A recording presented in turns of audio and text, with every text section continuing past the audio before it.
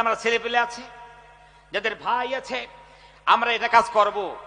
ওদেরকে বলে দিন সিস্টেমের আওতায় নিয়ে আসুন, যে সারাদিন মোবাইল যা করো করো চালাও।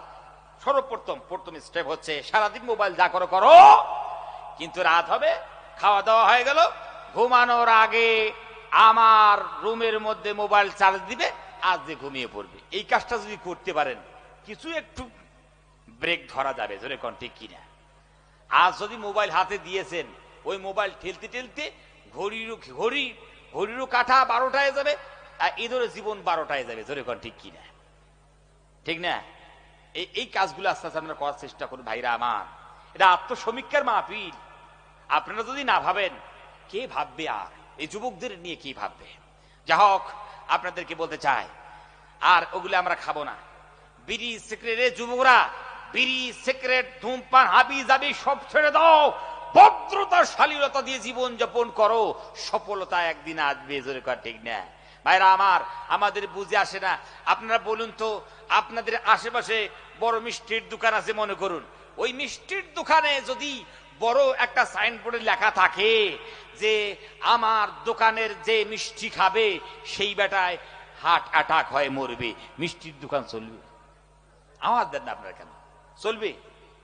যদি কোনো কেকের কোম্পানি তার কেকের প্যাকেটের উপরে লিখে দেয় যে আমার কেক যে খাবে সেই বেটা কিডনি ডাউন হয়ে মরবে, যদি কান ওই কেক চলবে? আওয়াজ দেন না কেন? চলবে? কোম্পানি চলবে? জীবনেই চলবে না ভাইরা আমার। কিন্তু ওই বিড়ির প্যাকেটে তেরেঙ্গা হাবিজাবি এগুলোর প্যাকেটে লেখা আছে যারা খাইবে ক্যান্সারে আক্রান্ত হইবে।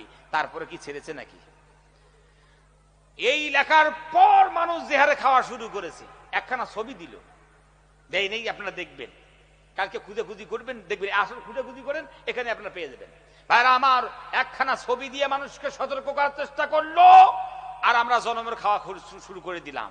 খাইতে খাইতে সর্বনাশ, পায়খানাগুলো পুরো বিড়ির দোকান বানিয়ে ফেলেছে, ঠিক কিনা ধরে কম?